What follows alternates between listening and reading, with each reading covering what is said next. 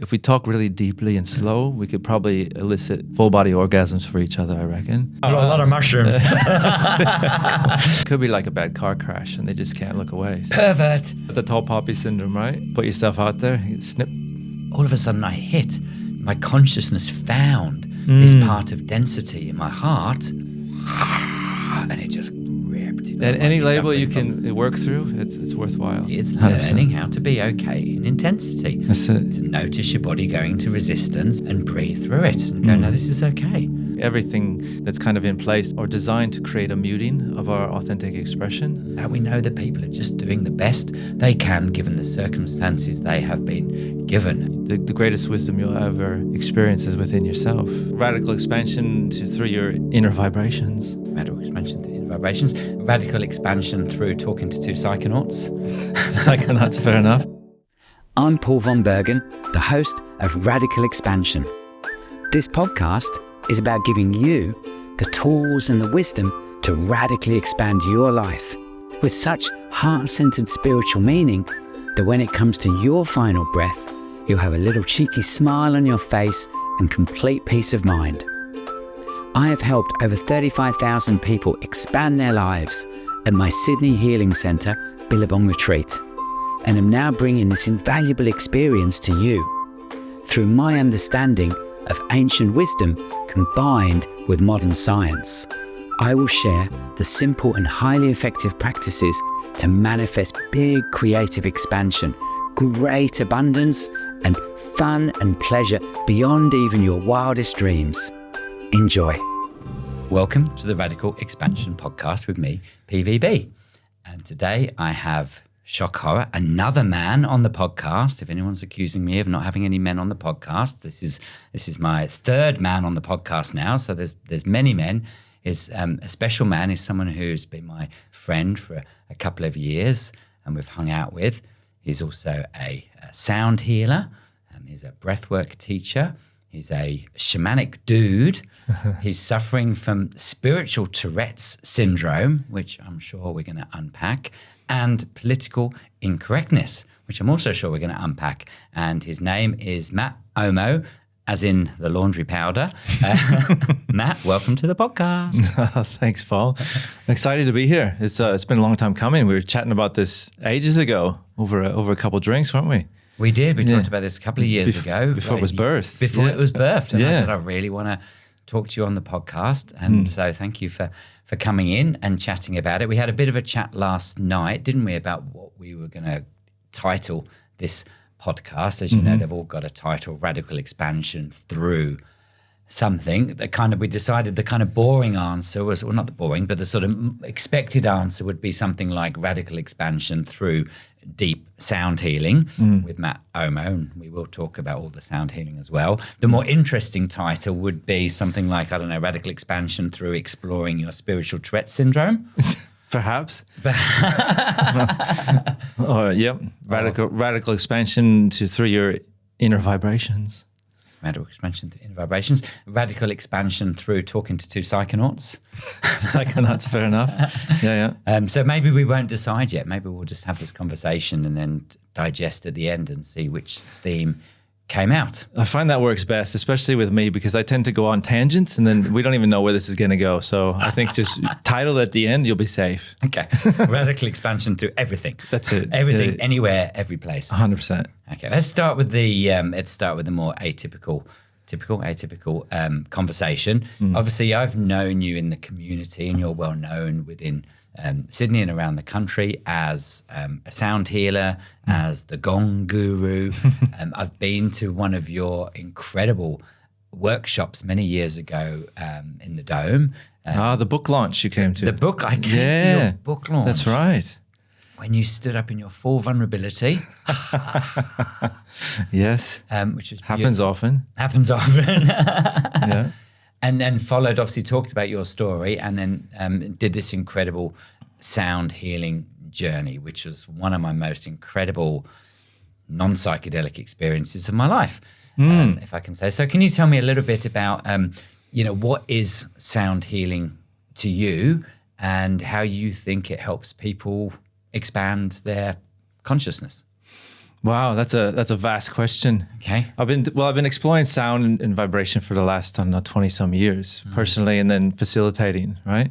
And so that question often lands in my lap, and it's something that has really benefited me, like moving forward in my challenges in life and the stresses that I find. I went through a bit of depression, a bit of grief, but losing my mom at a young age, and like all these different things. And so it's like I always would find my way back to sound, and it was something that was available in pretty much any culture, tradition, modalities that I was exploring. It was like that was one of the through lines, was sound and breath. So those two things I kept coming back to, and they're very powerful for me, as I find I had a very active mind, still do, but I've kind of taken command of that mind, and been able to soften it through the sound and breath. And what I've learned over the years is that through exploring that, why does sound have such an impact on us? And it's something that is enmeshed in our everything in life, in all different places. I mean, in Peru, when they build a house in Peru, the first thing that goes into the house is the radio, and it's fascinating.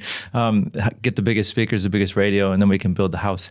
But everywhere, it's in lifts, it's in shopping centers, it's in bars, it's everywhere you find in your car, you have to have a good system in your car. Like everywhere there's music, there's sound, there's vibration. It's all a component of who we are. And reason being is that the beautiful thing is science is now catching up with what the indigenous cultures knew, and why it's infused in all those ancient cultures and traditions is because all of consciousness, all of vibration, all of consciousness is vibration, right? Yeah. And then if you look at us from a neurological, biological standpoint, you've got the brain lights up like a Christmas tree when we listen or express music through us. You're tapping into all aspects of the brain, the most modern, from the prefrontal cortex to the most ancient on the back of the brain. And then, and that's not an accident. I think we've evolved through vibration, through frequency. Our emotions are vibration, our thoughts are vibration, even the cells in our body are vibration. And they have little antenna they've found on the cells themselves that pick up vibration around us. And so just listening to music and using music in an intentional way with a deep awareness. So that's my formula for sound healing, is awareness plus intention plus the frequency equals transformation and healing. We're impacting our biology because our cells are mostly water, which is 4 times greater conductor of sound than air is. So we start to vibe at that. The neurology, we're picking up, lighting up like a Christmas tree with the vibrations that are coming through, so we can impact our nervous system, we can impact our physiology, we can impact our emotions. We know that through, you put in a up-tempo rhythm to work out, and you have a lullaby to put your kids to sleep. Like, it really goes deep on all levels to impact us. And if you look at us as a human being, it's like our interface to reality is through our senses and our nervous system. And a lot of the work I do these days is to expand the resilience within the nervous system through sound, through breath, so that I have or people that work with me have a greater capacity then to meet the world and experience life from a more expanded or radical expansion kind of way. Yeah. Okay. Wow. So that was pretty good. Just a brief answer. That's the brief introduction to sound, vibrations, energy healing. So just to loop back, so what you're saying is really sound is such an important part of who we are, and it affects all of our systems, because 100%. All of our systems are based on vibrational, energetic fluctuations. We are energy, ultimately, which is a vibration, which is a frequency, and that pervades every part of our system, every part of our neurological system. And you say that it's been shown that our brains light up in different ways all over the brain, both in the most kind of evolved part, but also the most primitive part. Correct. When we're listening to, so it's not just when we're listening to sound, but is it when we're listening to a particular kind of rhythmic sound? I mean, do our brains light up like that when there's a jackhammer going on next to us? They do, actually. Oh, they do, right? Okay, yeah. This is the problem. Like, you can't turn your ears off. And it's fascinating to me that we haven't addressed this yet in our society, is that the actual noise pollution that's going on in the world, and how it's impacting our stress levels. We have all these different ailments that are going on through anxiety, through PTSD, through, there's a whole laundry list of things that we're dealing with. And one thing that I think contributes to it is the amount of stimulation that's coming in. We look at like all the digital stuff that's coming in visually, of course, but there's also the auditory that even when you're sleeping, your ears are on. And you think about the lights in the room are sending out frequencies that your ears are picking up just beyond your conscious ability to perceive them. But all this information is just stimulating the nervous system, stressing the nervous system, and then contributing to this imbalance within us that causes all the ailments. So yeah, I think that's a really good point actually about how, yes, we can't close our ears easily like we can close our eyes. It's hard to shut off. It's constant. It's nonstop. And we're really living in the auditory environment of the Industrial Revolution, particularly 100%. when we're living in the cities. And you notice, you get obviously kind of numb to it in a way that you forget just how busy the noisescape is in the city until you've gone away somewhere where there's not noise, and then you come back and you realize it's constant. There's always a chainsaw going. There's always a whippersnipper. There's Absolutely. always an electric blower. There's always a truck, a car, a bleeping, a reversing camera or something. Everything. Yeah. Wi-Fi, everything. It's all vibration. It's all impacting us. Yeah. That's why it's nice to come to your beautiful retreat space, mate. Yes. Just unwind the billabong. Well, but it's not quiet though. Actually, we had a complaint recently about the cicadas. Oh, those bloody cicadas. The bloody cicadas. And the frogs keeping people awake. In fact, okay, get this right. We had an industrial deafness complaint made against us. It was a couple of years ago now. From the cicada. From the cicada, yeah. No, from the frog complaining about the cicada. Oh, right. No, it's from an employee who worked in our kitchen as a kitchen assistant for 6 months. And he worked there and then left. And then like a year and a half later, I get this letter from these lawyers saying, blah, blah, blah, our clients suffered deafness and he's blaming working in your yoga retreat kitchen. And you need to pay all of his millions of dollars of cost for his loss of income and you know, all of this stuff. It was a big, they were going for a couple of million. Too much spiritual music in the kitchen, huh? I think it was the cicadas actually. So I've handed the lawyers over to the cicadas address. That's but, fascinating. I mean, it's fascinating because I did audible tests and I got all the auditory readings for the domestic dishwasher and the fridge. And of course, there's nothing going on there. And so we were on safe ground. And then we got it revealed as to what his previous work history was by the process. And he'd spent 16 years working on an industrial building site with 20-ton excavator jackhammers going all day. Well, that couldn't have been it. I don't think so, no. I think it was the frogs and the cicadas. 100%. But it's an interesting point that, you know, we do live in this soundscape that we don't control in the way we can control what we look at. And so I can really see how that can be a big part of the underlying stress within people's lives because it's out of their control. And as we know, right. stress is really gets worse when you don't feel you can control it in any way, shape or form. Yeah, no, exactly. And it's a big component to, like I say, all the ailments that we're dealing with. And like people want to look at not the cause, but the result of what's happening to them. And it's like if you start to pull back and peel back the layers and what's actually happening at a very base level. I mean, this is where all my work has gone through my retreats and everything, is that really starting to look at your nervous system and how much stress it's being induced with, you know? And it's not going to change. It's the thing. It's like you can try and remove all of that, but we're in a modern age and it's like it's just going to continue to snowball. And if you look at the evolution of like you said, the industrial revolution that's happened and like just the technological revolution and how it's kind of gone exponential over the last, couple decades. And it's like, boom. And then you look at the evolution of the human nervous system, it's like flat. Like we've got the same nervous system we had 150 years ago. Yeah. But if you look at the technological advancements from 150 years ago, it's like, I got the same nervous system from about 50,000 years ago. Right? The way back. It just hasn't changed. And so what's the issue then? The issue is our ability then to cope with the stresses that we've put into play. And to cope with the extra stimulus that we're now getting, isn't it? That's it. Whatever it is, whether it's pressures, whether it's thoughts, whether it's sounds, whether it's sights, how do we do it then? Emotion, drama. There's two ways you can go in life, I reckon. You either become more sensitive or less sensitive. That's your choice, where you're going to go. And lots of people go down the less sensitive route by trying to obstruct their sensitivity through, obviously alcohol is a really good one, but numbing, also busyness, numbing through busyness, yeah. occupying your mind, distractions. But of course it's still there on an underlying basis, but they're just not noticing, or we become more sensitive. But I think, as you're going to touch on, to become more sensitive, you're going to feel the intensities, and therefore you need mechanisms and practices in place to be able to handle intensities.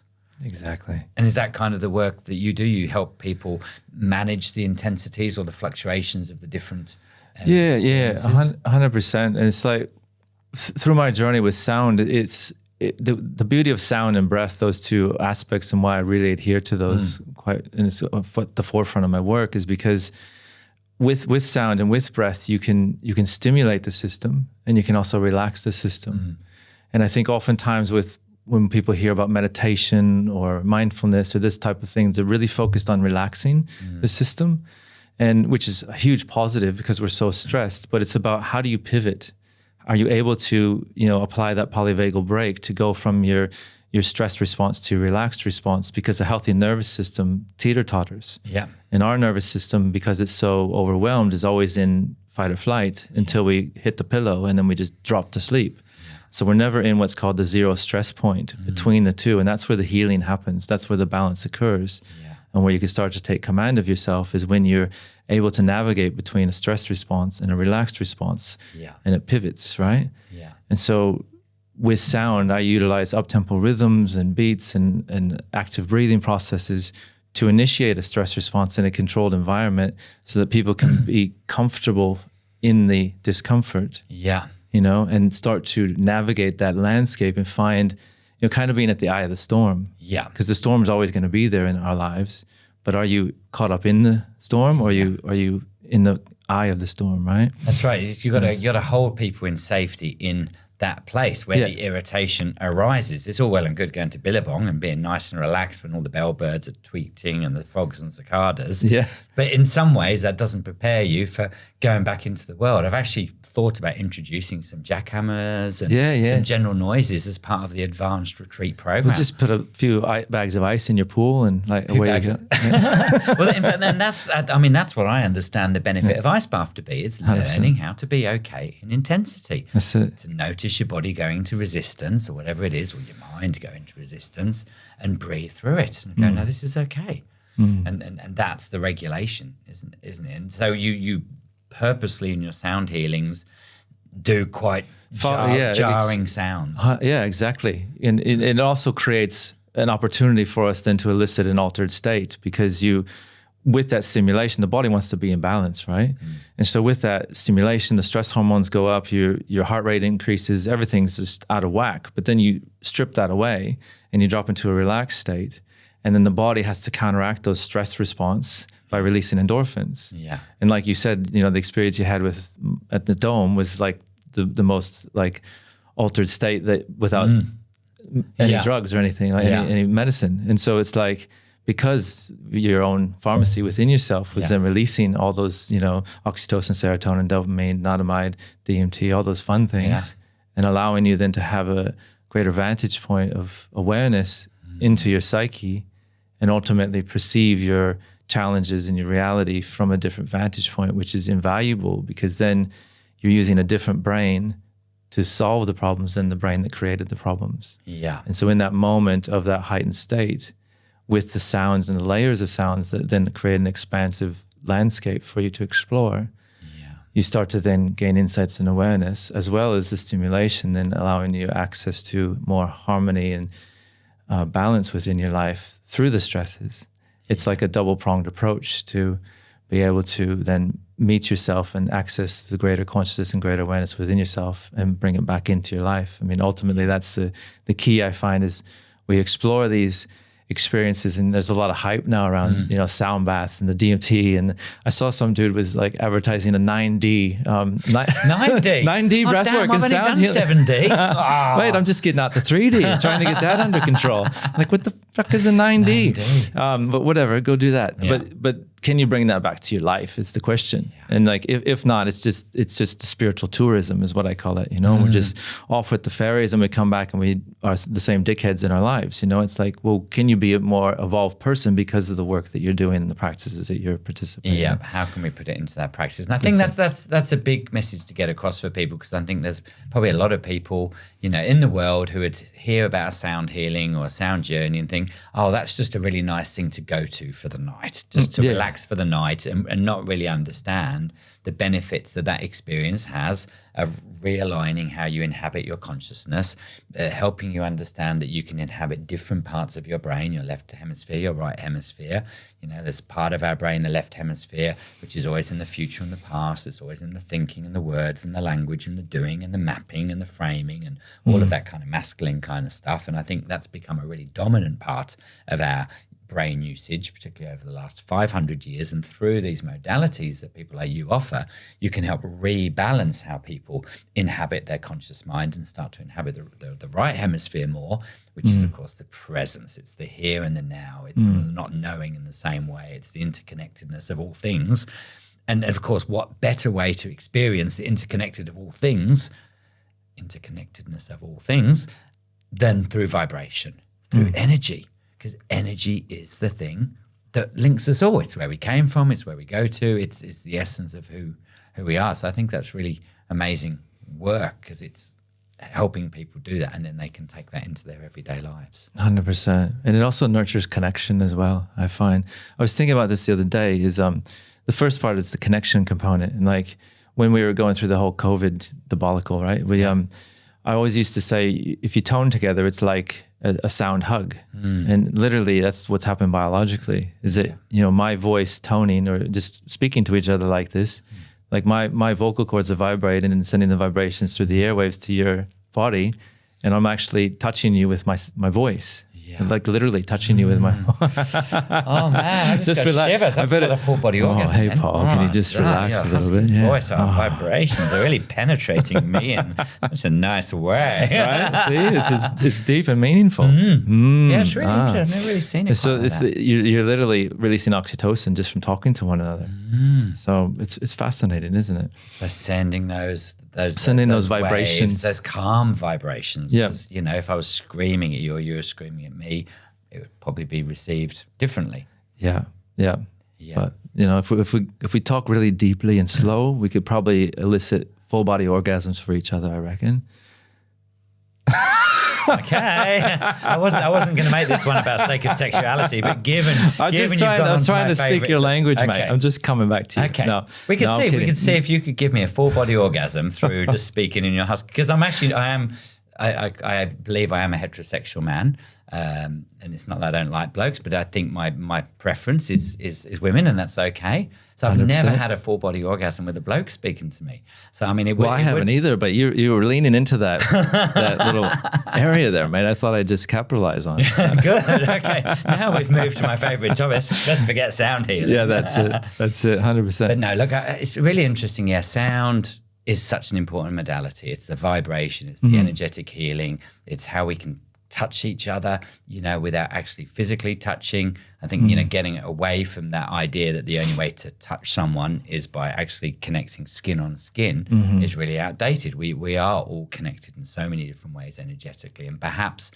if we started to realize that a little bit more, people might show up in slightly different ways. I've been running a program called Finding Your Purpose, one of my mindfulness courses, which is about helping people find purpose in life. And of course, it's not just about, I'm going to go and start an NGO and save all the kids in Africa. For a lot of people, I say, actually, what about if the greatest purpose in life that you can offer, the greatest gift you can offer, is just vibrating a particular kind of energy to all of the people you come across in your life? Is there any greater gift that anyone can give the planet than coming into contact with people and consciously vibrating love, kindness, authenticity to the people, in the environment? And perhaps what you're doing in your work is you're training people how to understand their vibration, how to receive vibration, and therefore maybe how to give off vibration as well. No, hands down. And it's like, and that vibration is naturally within us. And it's like, I often feel that the way we're conditioned in our lives and the hurdles that we go through, the schooling that we go through, like everything that's kind of in place, the systems and whatnot that are in place are designed to create a muting of our authentic expression, in many ways, and it's our resistance to it, because we're labeled certain ways, we're put in different boxes, we have different judgments and fears around certain things from that type of conditioning, from the way we're raised, the experiences that we have and so forth. And it's like all that I find the work is just reconnecting to that authentic expression that's always been there, that we've just muted down, we've just silenced over time. And it's fascinating because I just started with our online program. I just dropped in a new sound healing course. Okay. And it's the first 2 weeks, because I go through the sound as an acronym, so SOUND. Okay. So the first week is the S, and it's silence. And just silence is the canvas for which consciousness paints upon, right? And silence is the canvas on which consciousness paints upon. Okay. Yeah. I can remember that one. That's one of my favorite lines. Yeah. And so in there, we nurture silence. And then the second week, we go into the O, which is observation. So sitting in silence and then starting to observe the subtle sensations and frequencies. And like, we haven't even touched on expressing sound or being in sound baths at this point. But just those 2 weeks alone has brought up so much stuff for people. And it's like, I look at it as if, there's all these things that we push down and suppress who we are. And that if we would just stop and just be present and just allow that to surface and be comfortable in that discomfort as those things surface, then they'll eventually just, bubble over and release and dissolve, right? That's all you got to do. And then you have this clean container to express the authentic self that's wanting to be there. And it's like, and in essence, that's our purpose. I often say, like, we are the vibrational manifestation of our soul. Like, if you look from a quantum level, like all the vibrations and frequencies in the expanse of consciousness ultimately collapse down into a solid particle, right? Yeah. And so, in essence, just chew on that. Yeah. And that's really the point of where the quantum field collapses into a particle reality. That's it. That's kind of where we reside, isn't it? That's where we are. And so, in essence, that's vibration of frequency then coming into form. So we're the vibrational manifestation of our soul, or the physical manifestation of our vibrational soul, right? Yeah, physical manifestation of our vibrational soul. Okay, cool. So in essence, in thinking that, then, or in sitting with that, what is then our purpose? Our sole purpose is to allow that which inspires us to fully express into the world around us. And then I sit into, well, what is my full expression and what does that look like? Well, it's the inspiration, the things that just drop in. I'm like, oh, I should explore this, or I should try that, or I should say this from a very aware and authentic space, and start to nurture that depth of expression. And ultimately, if you look at your expression, which is the voice sits on the breath, and the breath is the life. And you look at many traditions, it's not just the oxygen exchange that's happening that they're looking at, it's the prana and the apana that's going through, the exchange of energy through the breath. And that then comes through the vocal cords to create an actual voice into the world. And to me, it's like metaphoric of consciousness then coming into form. It's our voice. And so it's like, it's the transmutation from the energy, from the vibration into form. Physical sound. Yeah. So that's always fascinated me. It's like, it's really that simple. How can I fully open my expression to elicit a expanse of that inspiration that's wanting to move through me in the most, in the most practical and available ways to me. It's like, and just keep stepping forward in that. Oh, this feels right. Let me go here. This feels right. Let me go here. And just keep exploring that. And then, the judgments come up, the fears come up, the insecurities come up. And a lot of times that's what then is the resistance for people. And we pin it on the world around us. Like, oh, my partner did this, my job does this, my education causes this, the finances cause this, But at the base level, it's like, well, where are you within yourself as you're meeting all these challenges in your life? And is it really those things, or is it just your projection of the restriction within yourself that's allowing you then to be held back? Yeah. Because if that is the case, then you have the potentiality to release those restrictions instead of expecting the world around you to change and everyone in it to be a certain way for you to be happy. Yeah. It's all the same shit, isn't it? Same shit, It's all different day. the same. It's the same as Tantra. It's exactly the same. It's all the same stuff. You know, it's the same as the Yoga Sutras and the yoga philosophy. We've got these blockages, we've got these samskaras. Ancient wisdom. There's the river of the Shakti, the life force, energy, the eros, if we like, flowing through the universe. We are part of that. And if that's going to flow through our physical bodies in a correct way, we have to clear those blockages. Those blockages can be caused by trauma, by conditioning, by societal behaviors, by norms, by who we think we should be, who we've told we should be, by our the parents, identity, the parents and the schools, all of those things which are blocking us from our true authenticity, stopping us communicate that, especially keeping our voice quiet. That's a big one for people, isn't it? When they go timid and don't feel confident enough to speak and be heard. And so what we have to do is we have to pay attention. The first freaking Yoga Sutra, Atta, first word of the first Yoga Sutra, and it said if you completely and totally understand the first word of the first sutra, you understand the whole of yogic philosophy. And it's pay attention. And it's pay attention to whatever's arising. And same with Tantra. It's like all feels are welcome. Everything's welcome. Whatever arises, whatever emotion, whatever feeling, whatever thought, they're all welcome. And you observe them and you let them flow through you. Whatever trauma arises. I've been doing a lot of work with trauma recently, in family constellations, in psychedelic medicine. It's the release of these emotions that haven't been properly experienced, that haven't felt safe enough to be felt. And therefore, they're causing blockages of the flow of the Shakti, the life force energy of the universe. And maybe, what you're doing in your environment, you're creating this safe environment for those things to arise. Do people have kind of physical manifestations of release at the sound healings, tears, grief, trauma? Is that quite a normal kind of part of it? 100%. Yeah. All across the spectrum, from physical, mental, emotional, past trauma, it's all just right there at our fingertips. If we just have a practice, whatever, all the stuff you're talking about, just deepening that awareness, deepening that presence. Yeah. And then that sense of safety is critical. It's like, if there's one thing that I do, it's to create a safe environment for people to actually feel and be themselves. Yeah. And then it all takes care of itself. Yeah. Like the greatest wisdom you'll ever experience is within yourself, right?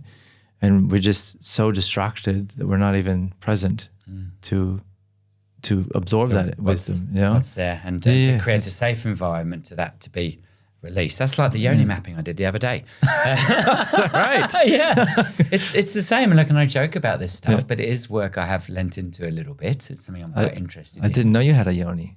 I don't have a Yoni. No, I don't have a Yoni. I wasn't mapping my Yoni. Oh, you're mapping another Yoni. It's a therapeutic treatment. You facilitate these? I facilitate. Oh, amazing. Yeah, it's a therapeutic treatment, and it's an understanding of a lot of trauma is held in the Yoni, which is this kind of spiritual word for a vagina. Yep. A lot of trauma is held within women over thousands of years of women not being treated right, not being touched correctly, not properly consenting, not consenting for their own side as well as other people if they're not consenting to. So it's all held in there. So the yonis have become desensitized. They've clenched and held on to this trauma, this past conditioning, all the shaming around sexuality for women as well, that it wasn't okay, that if you expressed your sexuality or sensuality in any way, you could get labeled a slut or a prostitute or, all of these derogatory terms that have been used about women in their sensual power.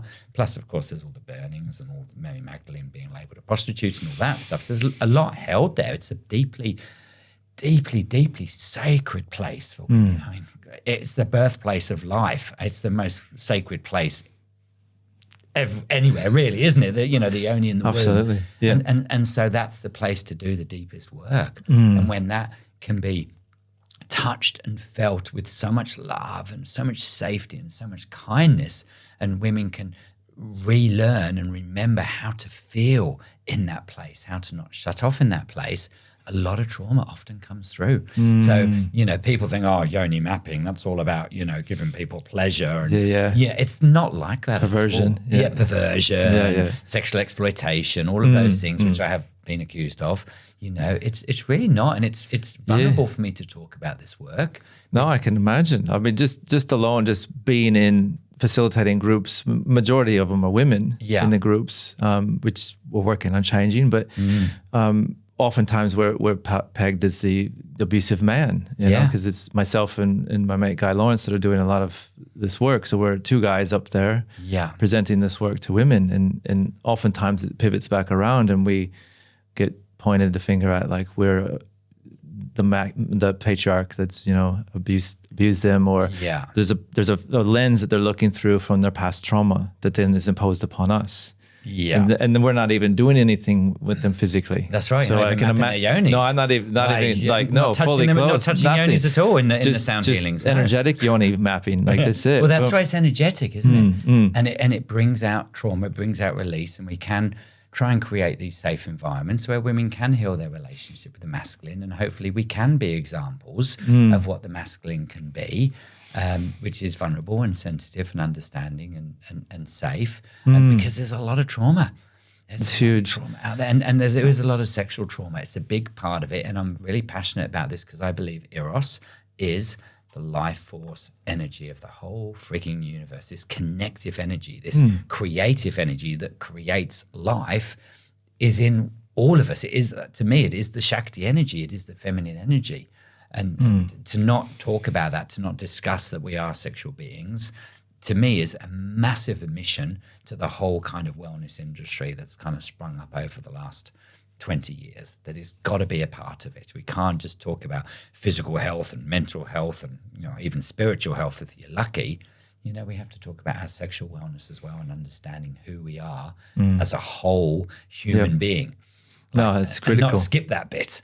Yeah. No, you got to hit all angles of who we are as a human, and sexuality, sensuality is a huge component of that. You can't just sweep that under the carpet and say, I'm a spiritual being because I'm oming in the ethers, and then I've repressed sexuality going on, or trauma in that. And that problems happen throughout the ages as in these spiritual disciplines. I was talking to Marco Domenico about this actually on the podcast. You know, there's been this real kind of hierarchy of moving up to the crown chakra and connecting to the divine consciousness and the God, the male, the masculinity, which is the awareness and the consciousness, and always going up in that direction without going down to our root, to our grounding, to our base, to our root chakra, our sacral chakra, which is, you know, more of the feminine, you know, of creation. And we have to reside in both of those places with, guess what's in the middle?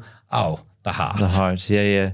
No, you cannot, like an oak tree, it can only grow as high as the roots are deep, right? It's the same thing. And we're finding this as we go deeper into the work and offer more expansive processes, that it's very easy to want to get out to those expanses of consciousness, but you're top heavy, and people then fall over and they can't ground that into their lives. They can't integrate it. And so, there's a lot of work that we did. Majority of the resistance is in the lower three energy centers. Yeah. And it's interesting that you equate the lower three to the more feminine and the upper to the more masculine, because I never really equated that. I've just like, to me, it's all energy, and it's like there's the dualistic aspect of who we are. The male and the female only resides from like the mind level down. It's like, because that's a dualistic nature that's only present within the mind. And as I start to explore my energetic and soul self, the dualistic components come together as a wholeness, and so the masculine feminine coexist as a oneness. And so it's like those constructs and concepts, I feel, are more based in the physical and the mental components of ourselves. So I find it fascinating that you equate it like that. I'm not sure I've done that before, but from my understanding is really, you know, that there's source, and then the first of the kind of the first of the division, and which is the masculine and energy sort of fluctuations. The masculine is the awareness, the consciousness. The feminine is all of creation, all of experience, everything that arises within that consciousness. And so, you know, you could argue that going up the chakras and going up in the crown, and then, you know, there's chakras above the crown, isn't there? Like, I don't even know those, you know. And when I did a big medicine journey with an amazing shaman, I did a one-on-one journey a few months ago because there was some anger being projected at me. And so the feeling was that there must be some anger still inside me. So we did quite a big dose of psilocybin. Obviously, this is in a country that it was legal. course. And as we were doing that process, she was guiding me because my mind kept going up into the sacred freaking geometry, the nice psychedelic octopus the fractals, dancing around, the fractals. I love hanging out in there, which is hanging out up top. But she knew where my consciousness was because she's a freaking good shaman. And she's like, Paul, get the fuck down. And she's pretty tough. Get down, get back into your lower energy centers. Feel around your heart, feel around the energy of the heart. Can you feel any density? And I keep wondering, back down. And this went on for a year, not a year. A year. That's a long journey. Yeah. Wow. A lot of mushrooms. 6 kilos later. So an hour and a half. And then all of a sudden my consciousness found this part of density in my heart. And it just ripped, it just came out, it just got expressed, it just sort of flowed out. And for me, that's and the guidance I was getting is we've got to keep coming back into this sacred mother, into the divine feminine of creation, the heart of creation. That's the heart of who we are and where we come from. I see. And we haven't done that. We've obviously promoted the masculine, the patriarchy, the getting to the spirit, going to the big cathedrals, and the men will tell you how to get to God. But of course, we've completely negated the feminine. And this is what we're seeing now, I think, isn't it? The rising of the feminine. And it's really exciting, I think, to be in that and try and be male-bodied humans in balance in our masculine and feminine. And I would suggest, that's something you're very much doing. And no, it's incredible. We get a small percentage of men through the retreats that we facilitate, and it's such a beautiful thing to witness. As the men often will go there quicker to the expanse and to open. I don't know why, but probably because they just don't know what they're in for. It's the ignorance is bliss. And they have these incredible heart-opening experiences. And it's such a juxtaposition to, we have had boxers, police officers, firemen, and, really masculine men come through the door. And to sit in the chair and then share their experiences of having these heart openings and tears streaming down their face. And the women in the room, their jaws tend to drop to the floor. And oftentimes they say, we didn't realize men could feel so deeply. And it's such a beautiful experience. I mean, the women obviously are incredible in their journeys as well, but that is one pivotal thing that I see and witness as a group, as a community, and it brings everyone together. And in all of that, I see, being a man, of course I feel deeply, of course, but there's the facade and the labels and everything. And is it okay to feel that? It's not okay to feel that. We get chastised if we do feel sometimes, and if we don't feel, we get chastised. It's a fine line to dance, but not to say that's not there for women as well, but it's in different flavors, right? And women have been feeling deeply for a long time and expressing their feelings for a long time. It's exactly. been much more an innate part of their being and their culture and how they hang out with friends. And us men haven't been doing that. No, exactly. But at the end of the day, what I'm starting to understand and starting to grasp is that it's almost like, the movement of women, and it still has ways to go, and there is a lot of, bringing the feminine into our society much more. But at the end of the day, I think that the future step is then to release the confines of those identities completely. And not to say that everyone is going to be, men and women at the same time, but it's like to have the same qualities of female and masculine in one vessel, in one being, in one human. And it's to being then the whole masculine, feminine, human within yourself, and releasing the judgments and the stereotypes and the labels that are placed upon the feminine and the masculine. And I think it's like that is starting to come to the forefront, is a more whole human, an embodied human that then can relate from that vantage point of oneness and totality, which I think is a very empowered place to exist, as opposed to patriarch, to the matriarch, to the teeter-totter that happens in that landscape. You know what I mean? And I'm seeing that happen a lot, particularly with the feminine. I'm seeing a lot of women refinding their sensuality, refinding their sexuality, that side of them as well. A lot of programs. There was Roots Festival, which I know a lot of women went to, which was really incredible work.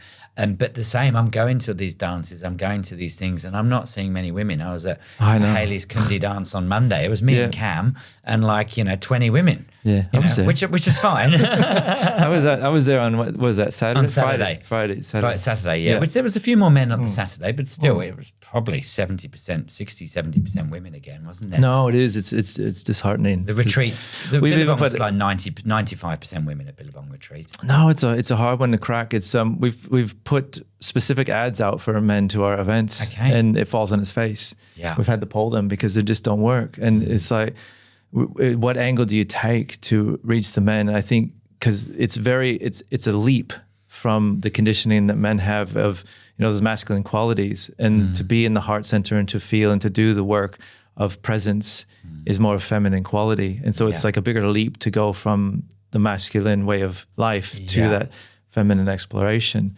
And it's something that we haven't cracked yet, is how do you actually then reach men to want that, to have that desire to come to these events and to have these experiences.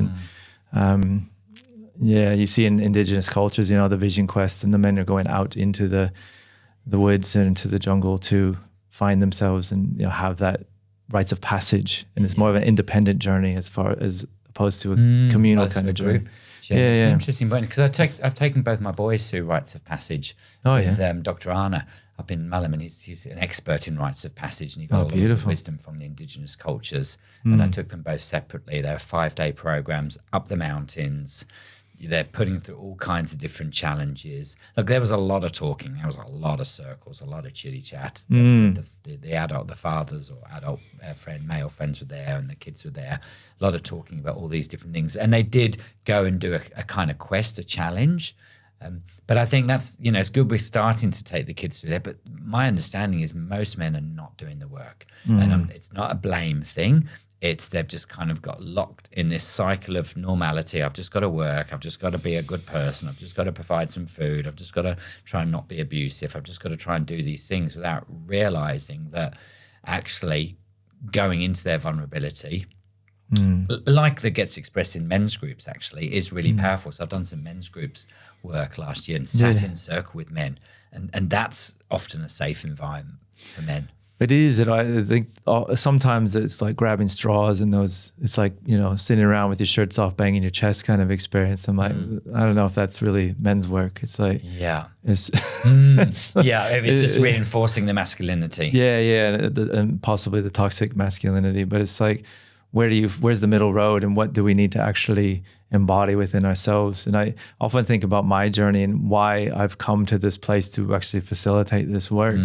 And it was through a traumatic experience that I had to actually then heal my heart. It was through my mom's death at a young age. And so, I was 22 at the time, and then, losing my mom at that age, I was still developing from a boy to a man at that age. And it's like, in that moment, it was like a fracture within myself, and I had to go through that road of deep grief and anger and pain. And luckily I was guided through different circles and modalities to find the healing. But it was walking through that pain that was debilitating. That was, I was very suicidal at one point, like to the point where I was laying down in the middle of the road and just waiting for a car to run me over, and just my friends actually had to pull me off the road kind of experience. But it's like that depth of darkness, and it was the catalyst then for me to start to explore what is in the depth of my heart. And what it's all about. And in that, open into the feminine side of myself, of the nurturer, the carer, and, in ways having to be the mother of my own inner child. And it's like, and then it just kind of unfolded from there. Like life met me, and experiences came forward that then fulfilled that calling, I guess, to become the healer, the sound healer, the facilitator of this work. And it's fascinating. Just sometimes you need a big kick you do to get off the plateau that you're on. It's interesting to hear you talk about your experience with your mum dying and such, like, and how was that a big pivotal part of your healing journey? Because it was the same for me when my mum died. That was a big pivotal part. It was horrible to see. It was horrible to go through. It was really challenging. And I think that also then, when your mum dies, you can't outsource your feminine care. That's right. It's gone. It's like, okay, I've got to insource. You can try to, and then you get in bad relationships. You get in bad relationships. That's right. So you have to insource it. We've got to hold ourselves in our own femininity, our own self-care, our own self-love, our own self-nurturing in the same way as we've got to hold ourselves in our own masculine care, which is being able to hold space for the divine feminine to be expressed. I've heard it discussed like the masculine are the banks, the curved banks of the river, and the feminine is the wild flow of water going down the river, and it does need to be guided and kept within some kind of boundaries, and that's what the masculine does. And if the feminine is the wild flow without the boundaries of the masculine, then it becomes toxic. It gets thrown around, it gets splashed all over people. And so we have to have that balance between those two qualities of holding space and expressing the wild flow.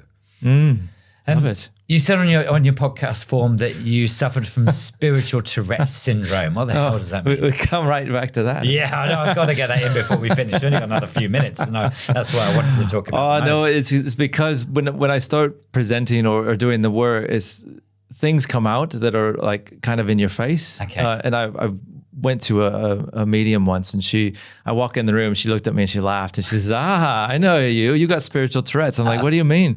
She says, you just blurt out shit that comes from your soul. Like you just say it, like just drop it down. And that leads into political incorrectness at times. So that's why I just put that on the forum, just to have a little lighthearted kind of intro. I like that. Okay. Shit comes out of my mouth. Justification. People that have worked with me and know, it's like I'll be talking about something spiritual like we're talking about. I'll drop a clanger in the room, and like the whole room's just like, what did he just say? And so that's where my spiritual Tourette's comes in. I love that. And I think even just saying that and poking a little fun at Tourette syndrome is a bit politically incorrect as well. It is actually, isn't it? Yeah. Oh, that's better. I've been recently accused of narcissistic personality disorder. Oh, is that you? Which is something that's been labelled against me. So I'm actually going to get a psychiatric assessment. Actually, I'm booked in for next week. I was a bit worried about you, Paul. Well, I might drop in the spiritual Tourette syndrome as well, if that's also a psychiatric diagnosis. And any label you can work through, it's worthwhile. Yeah, because I have got the tendency to completely drop in politically incorrect words or statements or conversations. So you probably suffer from my it life. Too. Yeah, like authentic stuff. Yeah, or Yoni. Yoni mapping. I didn't say that. We're going to edit that out. I didn't say that, did I? There's something about talking on a podcast that feels quite safe. Yeah. Because if someone's got to this part of the podcast, then you'd like to think they have some kind of affection for me and the guest.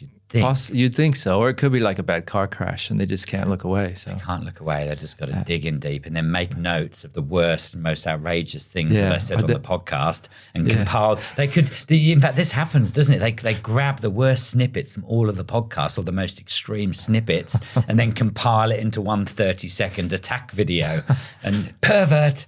That's fantastic. Sexual abuser. All of those things. I'd like to meet those people that have that much free time. Wow. Yeah. No comment. No comment. No, but what's that? The tall poppy syndrome, right? You start to put yourself out there, you snip. Yeah. I guess something to do with marriage, but let's not go there. Is this over yet? I think I got to go off topic. But yeah, political incorrectness. So that's what we're trying to break free from, isn't it? We're trying to say our truth. Are we free from conditioning, free from what the schools told us? Yeah, because it's pivoted the total other direction. It's like people are so hypercritical and hypersensitive to any label or any way that people are speaking that they can't even be solid in themselves, I find. And it's like, at the end of the day, it's like, why are the words and the way that things are? I mean, obviously there's some very toxic people out there saying some very horrific things and treating people horrible ways. But it's become very hypersensitive, and I think there's a double-pronged approach to that. Is that where's your resilience within yourself, and where's your sense of self-worth to hold a space within yourself, so that you're not so impacted by the world around you, as well as then holding the world accountable for their, inhumane, toxic and behavior. calling it out. Yeah, calling it out. Yeah. It goes both ways, but I think that we need to have a resilience and be stronger in ourselves at the same time. And then within that, as we're stronger in ourselves and have a greater acceptance for all aspects of ourselves, then we can create a greater acceptance for all people. I think that's what it comes down to. It's from the inside out instead of from the outside in. And this is doing the work to me when you do the work on yourselves. And, I've been teaching this for a while, but empathy, the way I teach empathy is that, if I look at myself, I've been meditating for 17 years. I've been running a freaking yoga meditation mindfulness retreat for 14 years. I've done quite a little bit of work. I've done a lot of therapy, a lot of retreats, a lot of ceremony, a lot of stuff, over 17 years. A big privilege, actually, to be able to do that. Yet, believe it or not, wait for this, I still do not act perfectly. I still do not always speak perfectly. Sometimes words come out with a slight tone to them, which was not ideal. And I think, geez, if after all my practice, all my healings, all my work, I can't speak perfectly, then what do I expect of my 14-year-old son or son or whatever daughter? Or what do I expect of another 53-year-old man who hasn't had the beautiful privilege that I have of doing all that work because they've been so frigging busy in survival in a job they hate, just trying to pay the bills. Yeah. And so they do show up in non-ideal ways, but we don't blame them for that. We know that people are just doing the best they can given the circumstances they have been given and having empathy for that. It sounds like radical empathy. It's in my acronym here on my shirt. I got my HEART acronym on. Heart, with 2 T's. With 2 T's. This is our acronym we used in our workshops to connect to our hearts. Okay. And there's 6 qualities in this acronym. So empathy is the E. Okay. So you got humility, empathy, awareness, responsibility, trust, and truth. And so those 6 qualities, then if you just practice embodying those, you drop from your head to your heart and more into your center. So empathy, second one. Beautiful. It's a big one. Beautiful. Matt, I know we could talk for friggin' hours. Yeah. I think we can. So hopefully we'll get you back on this podcast. We'll put in the show notes how people can find you, find your events, come and do your online trainings. I think you've got an awesome gift for the world. Oh, thank you, Paul. I'm super grateful that you're showing up in the way you're doing and being another male, like in my life, in good balance. So love you, brother. Thanks a lot for coming on. Oh, I love you too. Thanks, mate. Appreciate it. Cheers, Matt. Yay! Thanks, brother. That was fun. It's fun, isn't it? You have been listening to Radical Expansion with PVB. All the information about how to connect with this week's guests will be in the show notes. Till next time, love you guys.